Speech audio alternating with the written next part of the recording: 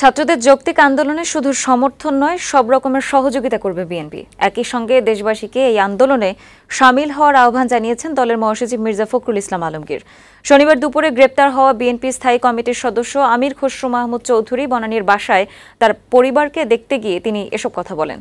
BNP মহাসচিব বলেন, দেশে গণজাগরণ শুরু হয়েছে। ছাত্রদের বৈষম্য বিরোধী আন্দোলন দেশের সমস্ত জনগণ একসঙ্গে যোগ দিয়েছে। এ জাগরণ পরাজিত হওয়ার সুযোগ নেই। দলীয় নেতাকর্মীদের এ আন্দোলনে সহযোগিতা করারও আহ্বান জানান মির্জা ফখরুল।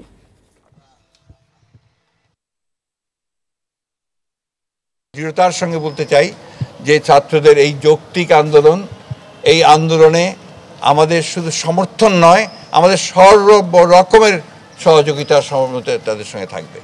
এবং যেহেতু তাদের আন্দোলন, এটা আমরা একটা রাজনৈতিক দল হিসাবে আমাদের যে দায়িত্ব কর্তব্য, সেই দায়িত্ব কর্তব্য আমরা পালন করছি, আমরা করতে থাকবো।